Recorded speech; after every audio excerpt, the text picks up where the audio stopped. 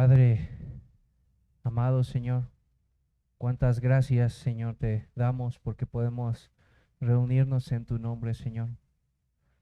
Un día más en el que pueden descansar nuestras almas, que podamos este día, Señor, ser bendecidos por medio de este estudio, Señor. Guíanos, Señor. Danos claridad en nuestra mente. Bendíceme, Señor, para que pueda hablar, Señor, tu estudio, Señor, acerca de tu santa ley, Señor. Ayúdanos a todos, Señor, y que sea de provecho para nuestras almas. Te lo pedimos en el nombre de Jesucristo, nuestro Señor. Amén. Hermanos, seguimos con el estudio de la ley de Dios. Ya habíamos visto anteriormente cuestiones particulares de la ley moral de Dios, pero en esta mañana ahora vamos a estar viendo algo más aparte de la ley moral de Dios, que es acerca de las leyes ceremoniales, para lo cual me voy a permitir leerles esta porción del párrafo 3 para que podamos introducirnos en el tema del día de hoy. Dice de la siguiente manera: además de esta ley, hablando de la ley moral de Dios, comúnmente llamada ley moral, agradó a Dios dar al pueblo de Israel leyes ceremoniales que contenían varias ordenanzas típicas, en parte de adoración, prefigurando a Cristo como en sus virtudes, sus acciones, sus sufrimientos y sus beneficios, y en parte proponiendo diversas instrucciones sobre los deberes morales. Todas aquellas leyes ceremoniales, habiendo sido prescritas solamente hasta el tiempo de su reforma, cuando fueron abrogadas y quitadas por Jesucristo, el verdadero Mesías y único legislador, quien fue investido con poder por parte del Padre para este fin. ¿Sí? Entonces nos está diciendo, ya hablamos por una parte de la ley moral, esa ley que permanece para siempre, como ya lo estuvimos estudiando, pero aparte agradó al Señor dar a su pueblo, al pueblo de Israel, leyes ceremoniales, las cuales contenían ordenanzas típicas, y está dividiendo en dos partes. Por eso está diciendo en parte de adoración que prefiguraban a Cristo, pero también en otra parte, por medio de ellas, instruyendo en deberes morales. Entonces vamos a ir viendo poco a poco, hermanos, esta parte de las leyes ceremoniales. Ya dijimos que la ley moral permanece para siempre, porque esta revela el carácter santo de nuestro Dios. Él nos hizo conforme a su imagen, para que de esa manera podamos representarle y reflejarle en ese mundo, en este mundo, conforme a su santa y buena voluntad. Por lo tanto, esta ley sigue vigente, hablando de la ley moral. Pero ahora se nos menciona de otra ley. ¿Cuál es esa ley? Estos preceptos o estas leyes ceremoniales que Dios dio a su pueblo, a Israel.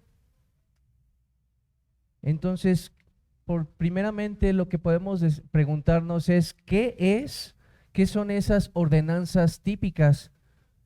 No son como los usos o costumbres, sino más bien estas leyes ceremoniales están conformadas por medio de ordenanzas que son tipológicas. ¿Sí? Eso significa que al pueblo se le ordenaba adorar a Dios de una manera, y que esta manera lo que hacía es prefigurar a Cristo. Eran sombra y eran tipo de Cristo, por eso son ordenanzas típicas. Las leyes ceremoniales entonces eran figura, eran sombra que anticipaban un mayor cumplimiento en Cristo. ¿Sale? Entonces, nuevamente, ahora vamos a ver qué cosas anticipaban o prefiguraban acerca de Cristo estas leyes ceremoniales, porque ya nos Ya nos dijo una porción de este estudio, en este párrafo, que estas leyes ceremoniales ciertamente prefiguraban a Cristo, pero ¿en qué aspectos prefiguraban a Cristo? Y entonces este párrafo nos está diciendo que prefiguraban a Cristo en sus virtudes, en sus acciones, en sus sufrimientos y en sus beneficios. ¿Vale? Entonces vamos a ver rápidamente cada uno de ellos, porque primero nos dice que prefiguraban las virtudes de Cristo. Por ejemplo, en Levítico 1:3 dice, si tu ofrenda fuere holocausto vacuno, macho sin defecto lo ofrecerá. De su voluntad lo ofrecerá a la puerta del tabernáculo de reunión delante de Jehová. Entonces, estos animalitos, hermanos, tenían que ser sin mancha y sin defecto, porque lo que hacían era prefigurar las virtudes de la perfección moral de Cristo, porque Cristo entonces tendría que ser sin tacha, sin defecto, sin pecado. Tenía que ser justo delante de Dios.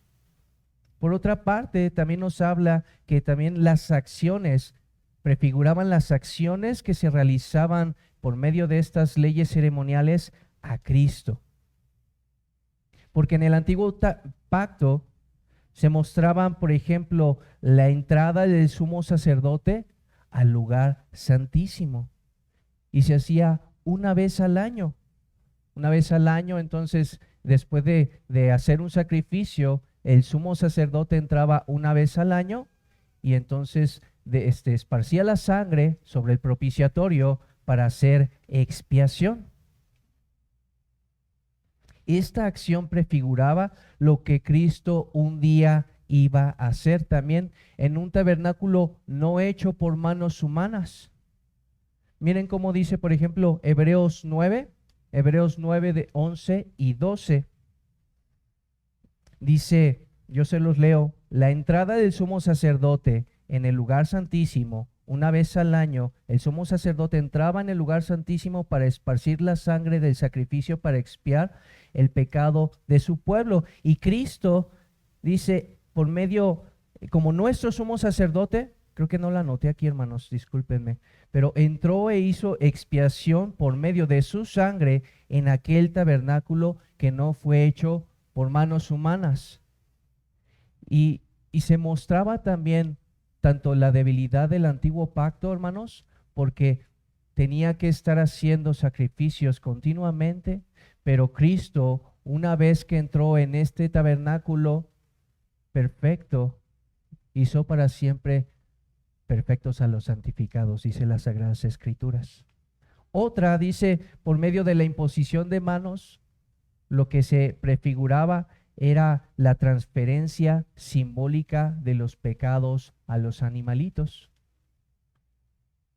Antes de degollar a las víctimas, a los animalitos, lo que hacía era ponerse las manos sobre el animal y confesar los pecados de su pueblo y también sus propios pecados. Pero ahora entonces lo que se hace verdaderamente por medio del sacrificio de Cristo, al momento de hacer ese sacrificio en la cruz, es que todos los pecados son transferidos, son puestos a la cuenta de Cristo Jesús, que es el verdadero sacrificio. Por eso Cristo, como ese verdadero sustituto, es aquel que ha cargado con nuestras injusticias, es aquel que ha sido molido por nuestras transgresiones, como dice el profeta Isaías. Y por eso también nos habla aquí esta parte del párrafo acerca de los sufrimientos de Cristo, ¿sí? Los sufrimientos, todo, cómo se prefiguraban esos sufrimientos de Cristo, de ese siervo sufriente, era por medio de los holocaustos, era por medio de esos sacrificios, por medio de ese derramamiento de la sangre, de ese cordero de la Pascua, o de esos corderitos que eran sacrificados también los días de reposo. Todos estos lo que hacían eran apuntar a ese único sacrificio que podía reconciliarnos a nosotros. Entonces, esos elementos lo que hacía era simbolizaban la ira de Dios que sería derramada sobre el Cordero de Dios, sobre Cristo el Señor. Dios se proveería, como le dijo a Abraham, de un cordero sin mancha para apaciguar su ira y para ofrecer gratuitamente el perdón de pecados para su pueblo. Entonces también eso nos lleva a hablar acerca de los beneficios, que ya empezamos a hablar de ellos, pero también se anticipaban los beneficios al momento de hacer todos estos sacrificios. Eran ofrecidos para el perdón de los pecados, eran ofrecidos para la reconciliación con Dios, para la purificación de las personas, de los pecadores, y para que los pecadores pudieran tener acceso a la presencia del Señor. Y Cristo, por medio de su sangre, hermanos, Él ha conseguido nuestra redención. Hemos sido adquiridos por medio de Él, por medio de su sangre, por medio de su obra redentora, y por esa razón ahora nosotros tenemos paz para con Dios. Ha sido lograda también la purificación. Hemos sido consagrados ahora, hemos sido apartados para Dios, así como esos instrumentos del tabernáculo que eran consagrados para cosas santas.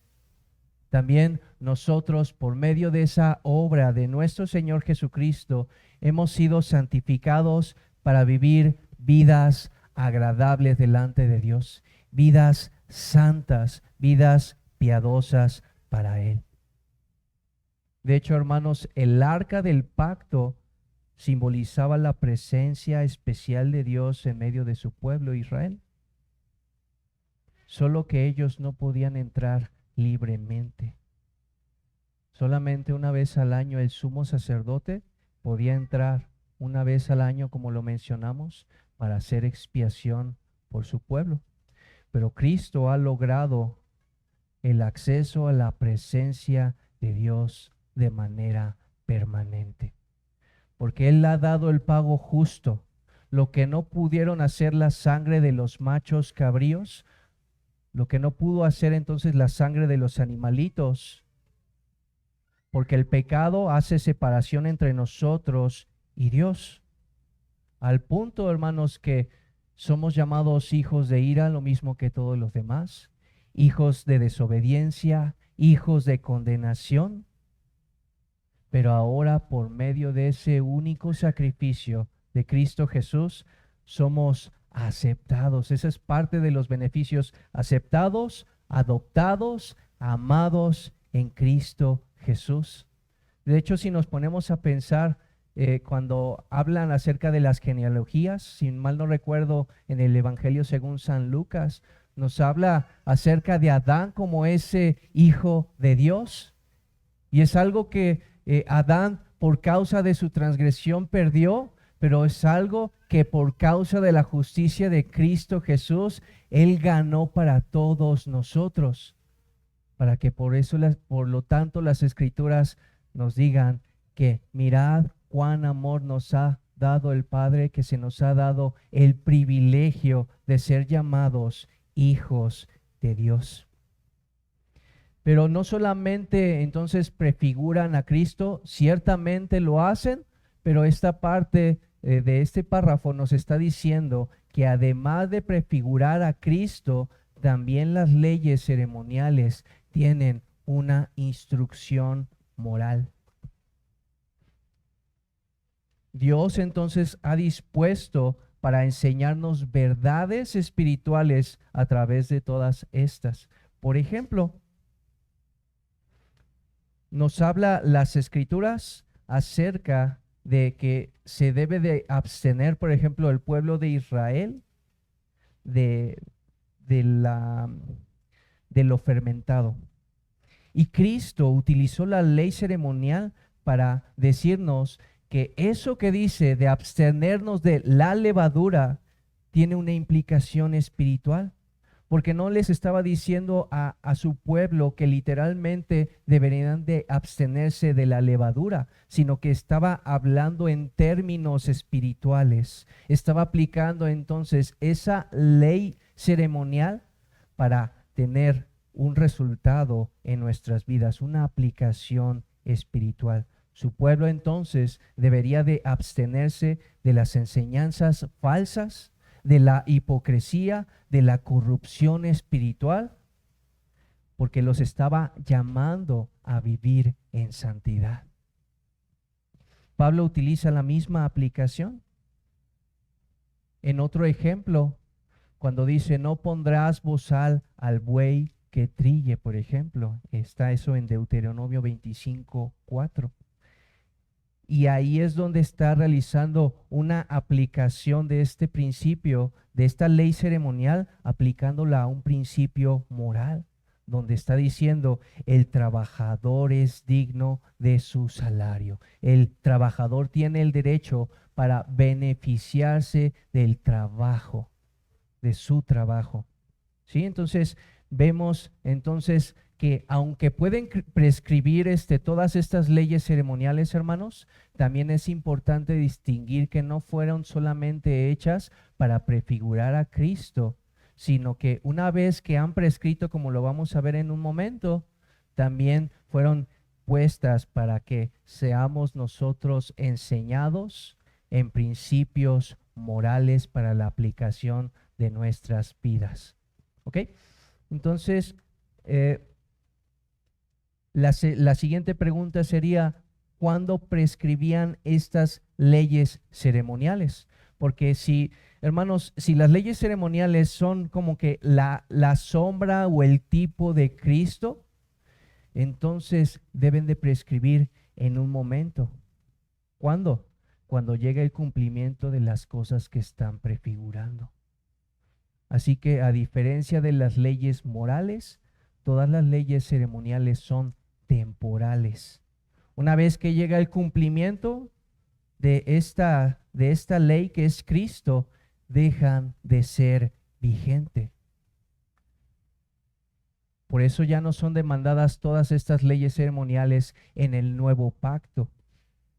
Ya no se demanda a nosotros más sacrificios, porque Cristo es el verdadero sacrificio, es el último y perfecto sacrificio al que estaban apuntando todas estas leyes ceremoniales. Ya no se demanda guardar fiestas del antiguo pacto, las fiestas de los tabernáculos, el día de la expiación que estuvimos mencionando hace un momento, las fiestas de los panes sin levaduras. Ya no se demanda abstenernos de comida o de bebida.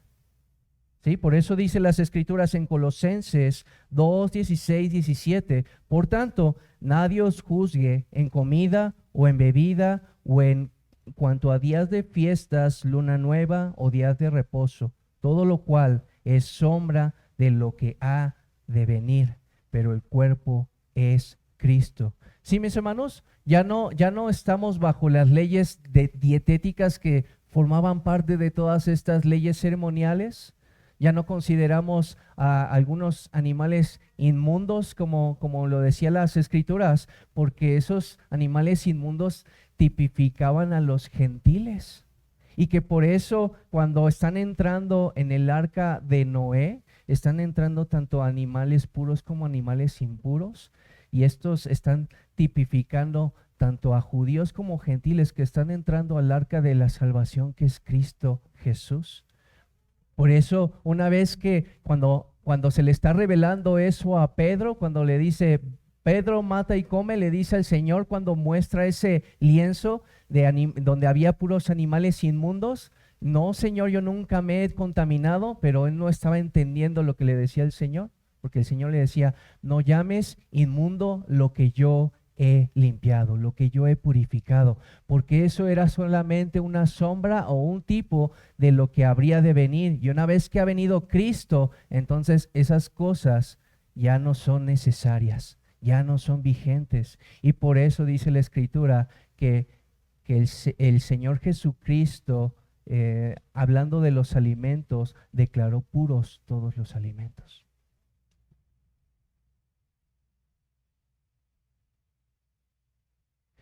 Entonces vemos cuán necesario y cuán conveniente era que llegara el cumplimiento de todas las cosas prefiguradas en estas leyes ceremoniales. Por eso en Hebreos 7, 26 al 28 nos habla de lo superior que es nuestro Señor Jesucristo. Él es superior a Moisés, Él es superior a los ángeles, y nos está hablando también básicamente las Escrituras. Moisés es el mediador del antiguo pacto, pero Cristo es el mediador de un nuevo pacto. Porque tal sumo sacerdote, hablando de Cristo Jesús, nos convenía, santo, inocente, sin mancha, apartado de los pecadores y mucho más sublime que los cielos, que no tiene necesidad cada día, como aquellos sumos sacerdotes, de ofrecer primeros sacrificios por sus propios pecados, porque Él es santo y sin pecado. Y luego por los del pueblo, porque esto lo hizo una vez y para siempre, ofreciéndose a sí mismo. Porque la ley constituye, hablando de la ley ceremonial del antiguo pacto, la ley constituye sumos sacerdotes a débiles hombres, pero la palabra del juramento posterior a esa ley, al Hijo, hecho perfecto para siempre. ¿Sí lo ven? Entonces, había cierta debilidad en esas leyes ceremoniales porque solamente eran sombra y tipo de Cristo, que todos esos sacerdotes, incluyendo los sumos sacerdotes, morían y tenían que ser reemplazados. Pero ahora, una vez que ha llegado Cristo, Cristo es el cumplimiento y por lo tanto, Él permanece para siempre. Tú eres, dice la Escritura, tú eres sacerdote para siempre según el orden de Melquisedec. Cristo ahora entonces ha establecido un nuevo pacto por medio de su sangre. Y este pacto profetizado por Dios por medio del profeta Jeremías, que habría un momento en el que se establecería este nuevo pacto, y Cristo está diciendo que ese pacto ha sido establecido por medio de su sangre. Este es el nuevo pacto en mi sangre para la remisión de los pecados. Y al llamarlo nuevo pacto, está dando a entender que es superior al antiguo pacto y que Cristo es ese mediador. Y que inclusive la carta a los Hebreos llama al antiguo pacto como viejo o próximo a desaparecer. Por eso, una vez que ha venido Cristo, ya no es necesario el segundo templo que fue construido, hermanos. Y por eso Él profetizó que no quedaría piedra sobre piedra. O sea, no solamente porque el Señor pudo haber emitido un juicio sobre el pueblo porque no reconoció el tiempo de su visitación, sino también porque había llegado el cumplimiento del verdadero templo, aquel Emmanuel que vino a habitar entre nosotros y que era el verdadero templo esperado. Ese templo que no fue hecho con manos humanas. Y que aunque fuera destruido, Cristo mismo lo anunció, destruyan este templo, hablando de su propio cuerpo, y yo lo reconstruiré en 3 días. Era necesario entonces que fuera destruido este templo para anunciar la consumación de todas las cosas en Cristo Jesús. ¿Por qué? Porque al ser destruido entonces ese segundo templo, cesarían también los sacrificios, porque ya no serían necesarios. Cesaría también el sacerdocio levítico y también, juntamente con ello, todo ese sistema ceremonial de leyes. Ahora a Cristo se le ha dado toda autoridad en los cielos y la tierra. Es lo mismo que dijo el Señor antes de partir. Toda autoridad se me ha dado en los cielos y la tierra. Y por eso ahora Él mandó a que se predicara el evangelio por todas las naciones, porque Él tiene autoridad para ordenar ahora la vida de su iglesia, porque Cristo es la cabeza de su iglesia. Cristo no vino para destruir la ley moral, porque ésta refleja el carácter santo de Dios y permanece para siempre, pero sí vino a cumplir y terminar con la ley ceremonial. Y ahora Cristo es el que gobierna su iglesia como el legislador de un nuevo pacto. Y el Padre es aquel que ha puesto al Hijo como su Señor. Es lo último que está diciendo en esta parte del párrafo. Es aquel que ha puesto a su iglesia, a Cristo como cabeza de su iglesia y como el único mediador entre Dios y los hombres. Por ejemplo, en Mateo 17:5, cuando está hablando en el momento de la transfiguración y cuando desciende una nube del cielo, se oye una voz del Padre diciendo: este es mi Hijo en el cual yo tengo complacencia, a él oíd. Y se escucha muy parecido en el momento en el que Cristo comienza su ministerio, cuando desciende el Espíritu de Dios, cuando es investido de todo poder de lo alto para hacer la obra encomendada por el Padre. Dice lo mismo el Señor: este es mi Hijo amado en el cual yo tengo complacencia, dice el Padre. Y el apóstol Pedro, cuando está hablando a una muchedumbre en Hechos 2:36, también dice lo mismo acerca de que el Padre ha puesto a su Hijo como Señor y Cristo. Sepa pues ciertísimamente toda la casa de Israel que a este Jesús a quien vosotros crucificasteis, Dios le ha hecho Señor y Cristo. Salmo 110:4 dice el Señor: juró Jehová y no se arrepentirá. Tú, hablando de su Hijo, el Verbo, tú eres sacerdote para siempre, según el orden de Melquisedec. Y si pusieron atención en cada uno de estos versículos que estuvimos comentando, hermanos, está hablando de los oficios de Cristo como mediador, como profeta, como sacerdote, como rey. Porque es de esa manera que Él funge como cabeza de su iglesia. Ahora, quizás algunos tengamos alguna pregunta relacionada con el día de reposo. ¿El día de reposo sigue siendo vigente para el creyente? Ya dijimos, hermanos, por un lado, que la ley moral permanece para siempre. Y ya dijimos también al mismo tiempo que las leyes ceremoniales son temporales y esas no permanecen. Vemos en el cuarto mandamiento que se nos manda, y que es la ley moral, que se nos manda a cada creyente a guardar el día de reposo para santificarlo. Pero al mismo tiempo no lo vamos a hacer de la misma manera como lo hacían los creyentes del antiguo pacto, porque todas esas leyes ceremoniales ya fueron prescritas, ya no son vigentes. Porque en el antiguo pacto, en el día de reposo, se realizaban sacrificios especiales, aparte del holocausto continuo, y eso ya no lo hacemos nosotros. En el antiguo pacto también los sacerdotes cambiaban cada día de reposo, cada sábado judío, los panes de la proposición. Eso tampoco lo hacemos nosotros.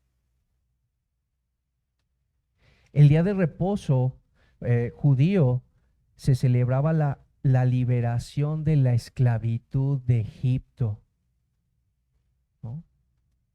No solamente decía, ciertamente una parte de las escrituras en el cuarto mandamiento está apuntando a la creación, pero si vemos también, se les dice al pueblo de Israel que deberían de guardar, y era una señal del antiguo pacto, porque Dios los había libertado de la esclavitud de Egipto para que Él ahora fuera su Dios. Y nosotros ahora somos la iglesia del nuevo pacto y nos regimos bajo un principio regulador. Por eso nosotros creemos en un principio regulador, porque Dios siempre ha regulado la manera en la que Él debe ser adorado. Ahora entonces se pueden apreciar diferentes elementos en el culto de adoración, y que hay algunas cosas que son muy parecidas a lo que veíamos en el antiguo pacto, hermanos, nada más que sin las leyes ceremoniales. Hay convocación también a la adoración. Hay oración, hay cánticos, hay lectura y exposición de su palabra. Está también la ofrenda, la bendición final, pero también hay unos sacramentos que ahora son para la iglesia del nuevo pacto, que es el bautismo y la cena del Señor. Y por último, entonces, hermanos, cabe señalar que un día también la manera en la que hoy celebramos el día del Señor también cesará. No se hará de la misma manera para siempre, porque hoy distinguimos un día de 7 y lo guardamos, lo observamos ese día para santificarlo. Pero llegará un día que entraremos a nuestro reposo eterno cuando Cristo regrese, y entonces no habrá distinción entre día y día, porque todos los días serán días del Señor. Todos los días serán nuestro reposo en el Señor. Hoy celebramos, por ejemplo, la Cena del Señor, donde ya no hacemos ningún sacrificio. La Cena del Señor no es un sacrificio. Más bien estamos recordando que Cristo es nuestro perfecto sacrificio. Y somos nutridos, somos fortalecidos verdaderamente cuando practicamos esta ordenanza, porque Cristo es verdadera comida y es verdadera bebida para nuestras almas. Y verdaderamente el Espíritu de Cristo está en medio de nosotros cuando lo practicamos. Pero también dijo el Señor Jesucristo: no beberé más del jugo de la vid hasta aquel día en que la beba con nosotros en su reino, en el reino de su Padre. Así que la cena también apunta a una realidad futura, a ese gran banquete que celebraremos el día en que Cristo regrese por su iglesia, cuando entonces nos gocemos juntamente todos los creyentes en las bodas del Cordero. Entonces, cuando Cristo regrese, se dejará de celebrar la cena del Señor, porque la cena del Señor también está apuntando a ese banquete, a esa boda preciosa, cuando su iglesia esté para siempre con su amado. Y de la misma manera, hoy celebramos los bautizos, que simbolizan el perdón de un pecador que ha sido recibido por la pura gracia y la misericordia de Dios en Cristo, que ha muerto a su vida pasada y que ahora vive y le pertenece a su Señor. Pero también está apuntando a una realidad futura, que cuando Cristo regrese seremos resucitados, seremos glorificados para estar para siempre con nuestro Señor y Salvador. El bautizo entonces será celebrado hasta que, por su iglesia, hasta que Cristo el Señor regrese por su amada esposa. Así que como adoramos a Dios, vemos que ahora adoramos a Dios y celebramos el día de reposo de una manera diferente al antiguo pacto, pero también será diferente nuestro reposo en el Señor cuando Cristo regrese. ¿Sí? Y con esto terminamos todo lo relacionado con el tema de las leyes ceremoniales, hermanos. Si hay alguna pregunta, la podemos revisar como siempre comentamos en el tiempo del ágape. Y vamos a pasar entonces al tiempo de oración.